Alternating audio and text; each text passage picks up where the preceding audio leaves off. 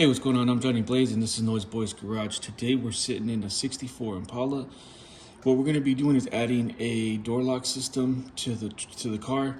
We've also added a full alarm with remote start, keyless entry, siren, door trigger. What else? We have like voltage drop trigger, a couple other things. But basically, it's a basic alarm system with a two-way pager and remote start and power door locks. So what I've got here is, this is your standard door lock here. You can find these anywhere online at your local places, but let me get it backed out. Okay, so the way that I do these is I put the actuator inside the car first, figure out how far back I can go.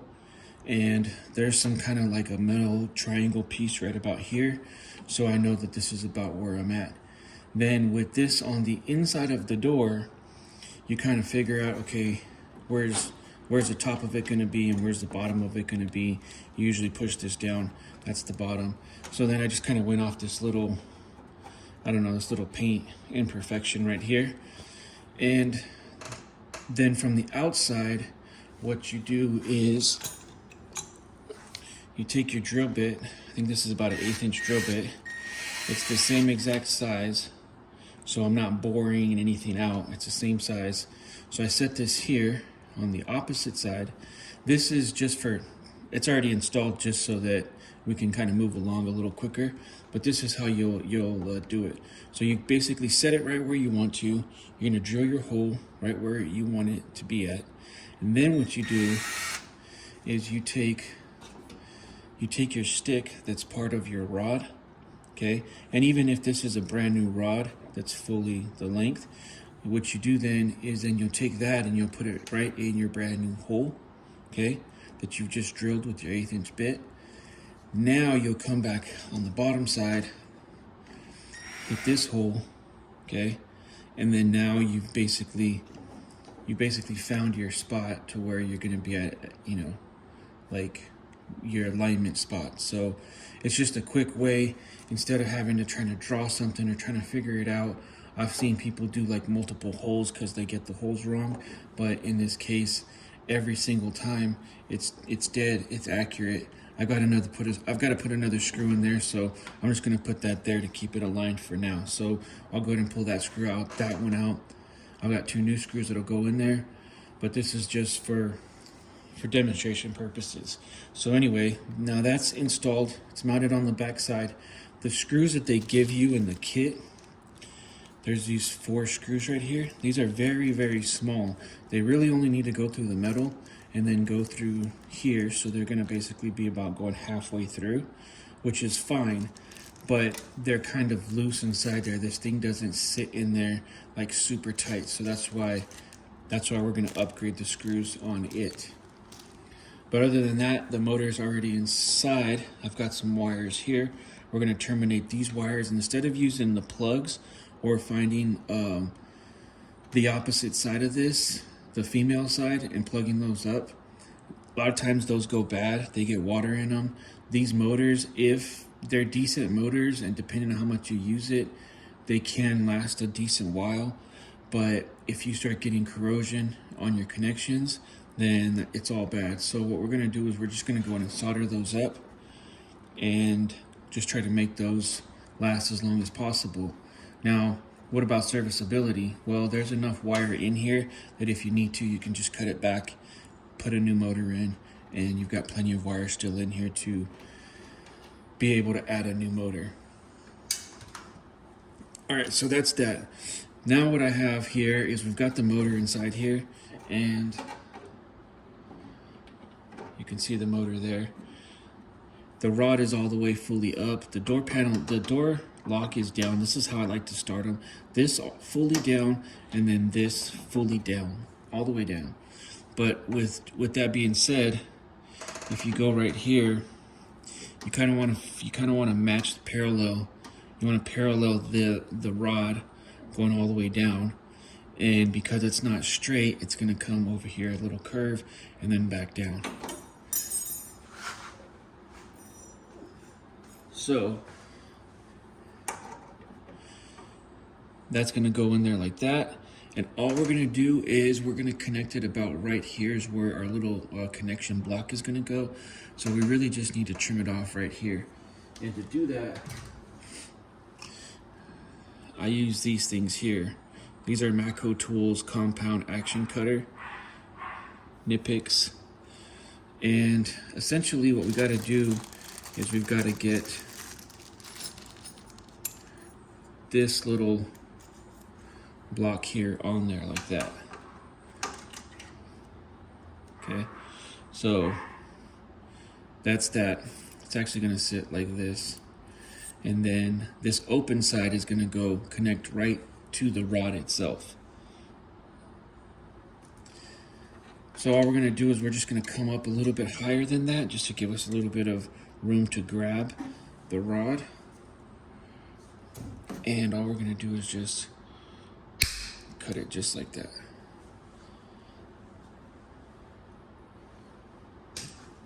Now you can see that this can slide in and out just fine. Okay.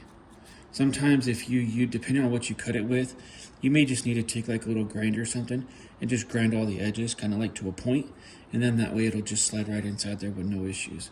But essentially that's what it's going to look like. It's going to go right there. It's going to attach right onto that rod. And again, this is pushed down. This is also pushed down. So we're going to get this inside of here like this.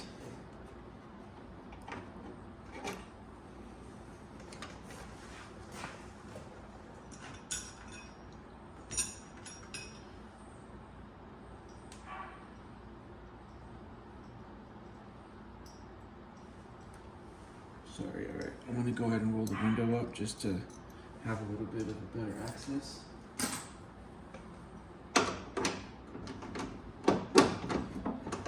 Okay. All right, there we go. All right, so now I can get my hand inside here. We'll go ahead and slide this rod through here just like that.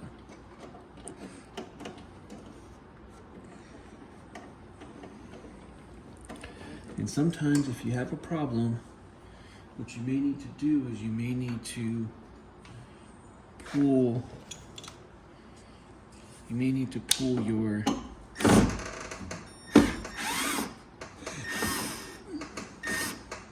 okay, so you just want to loosen it just a little bit.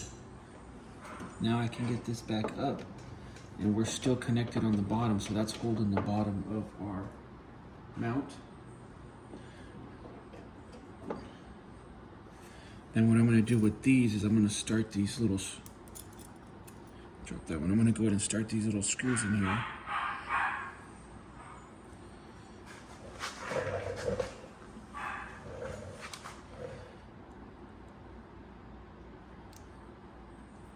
You don't want to use a drill with these at all.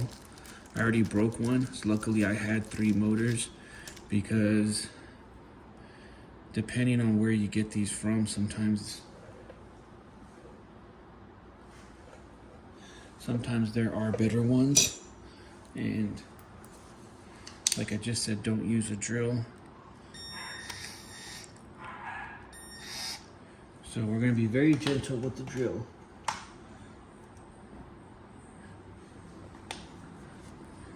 Very, very gentle. All right. So I don't know if you can see, but the screws are not going past that. Now we need to put it this way so it can attach to the rod there on top, the factory rod. This is just going to slide in on the one that we cut.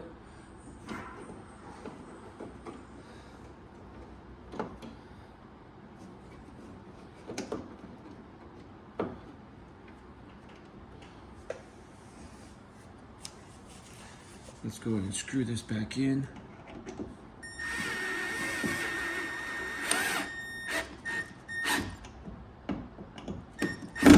Okay. I'm gonna move this for a quick second. You might not be able to see what I'm seeing in here, but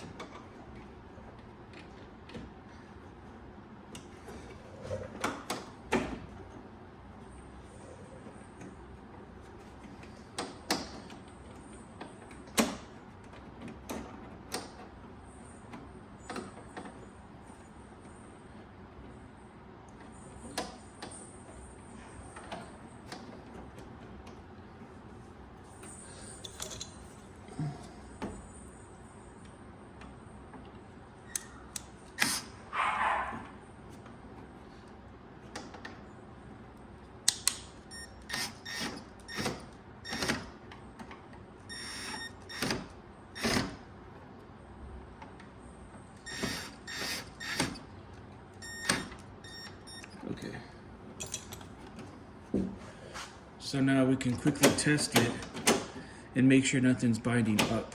You can see that the the aftermarket actuators here. Be mindful that you get oil and stuff like that on your hands, and we don't get that back inside the car. But you can see there, it's up and down. We'll go ahead and connect it, and then we'll turn it on for you, and let's see if it works.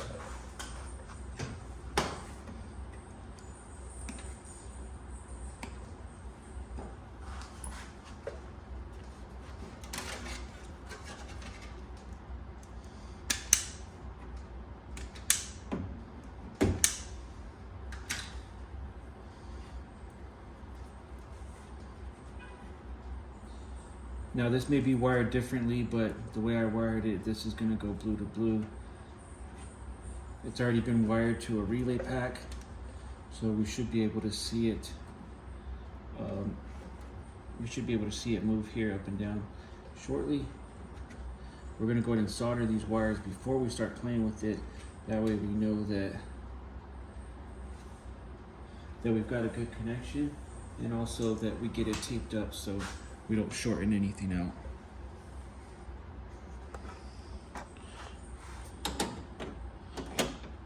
I don't know if you can see right inside there is that little piece that we put in there. And then with that, you can actually get your screwdriver in there to tighten those screws. So it's a perfect setup. And again, there's a lot of different ways you can do this, but this is honestly probably the best way, because you don't want to have this rod very long in length. You really want to keep this rod as short as possible.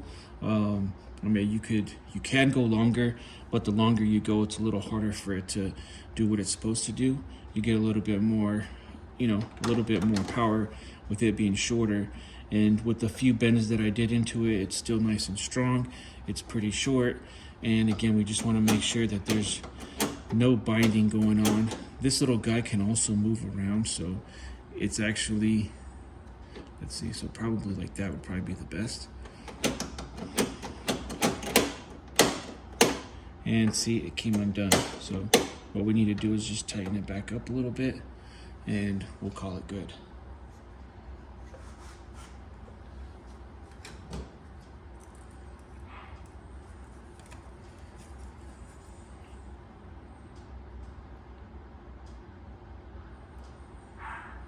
All right, here we're just gonna solder the wires, get them taped up.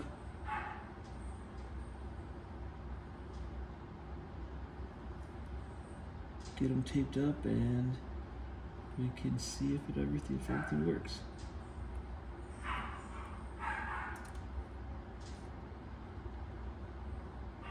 The other door, the passenger door, is already done. It's been done, it works. We have the door panel actually back on the car.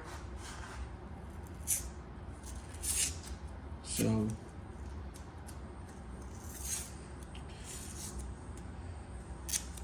I just wanted to record one side for you and just let you see what it takes to get the door locks in a car like this. It's not very hard, and basically if we could put it in this car, any other vehicle is going to be done just the same way. If you have any questions on the relay or wiring them up to a relay setup or anything like that, just message me, whether it's in the video or online, social media. Just send me a message and I can help you with the schematics on how to wire up a relay so that it all works. You can't see, but I actually have the relay set up over here. It's already been done. All right, let me grab a screwdriver, and then I can go ahead and tighten up.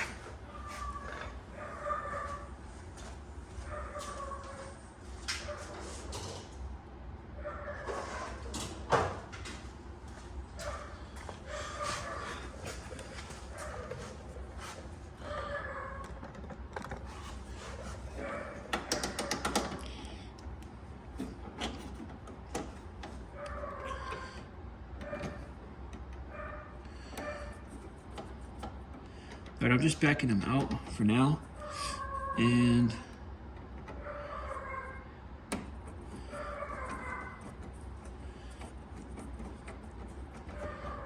specking it out now. We'll make some adjustments. So the lock is all the way down, and then my lock over here is down. You want to make sure that, there we go. You want to make sure that it clips in there all the way.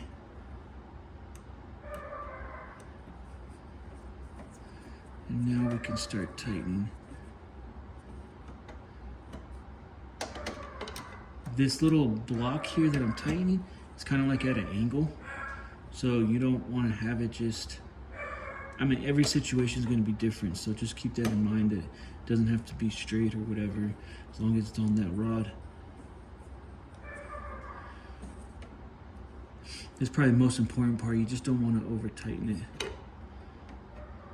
It's hard to tell when it's too tight, but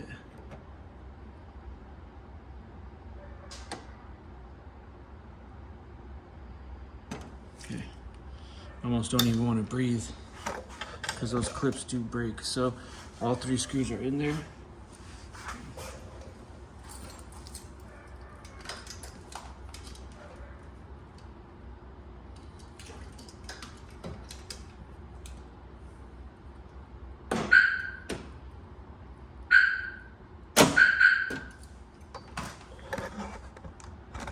Okay, you can see the door lock up here.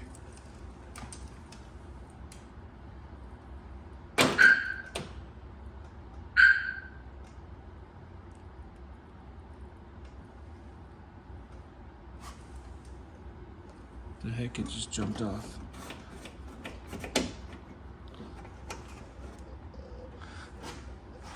Okay, so it wasn't tight all the way, I guess, or let me see.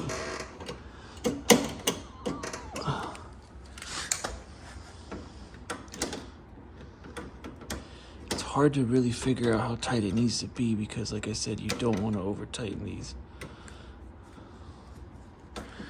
And it just slipped out, but that's why we need to test it. Okay. Let's see.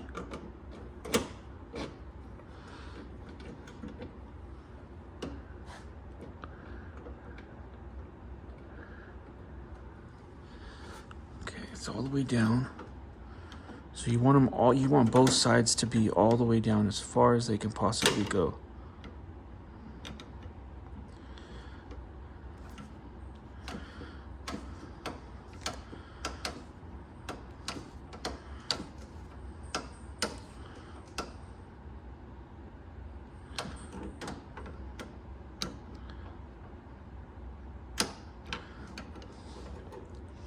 I almost don't even want to breathe on it. Okay. All right, those feel tight. Let's give it another try. You can see the actuator up there.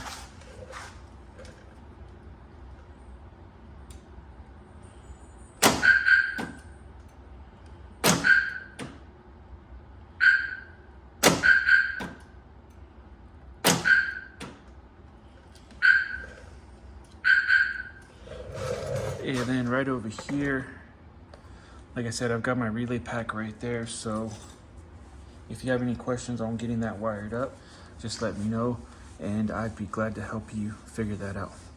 Thanks for watching. Make sure you like, subscribe the video, and continue following us for more cool builds. Thanks again.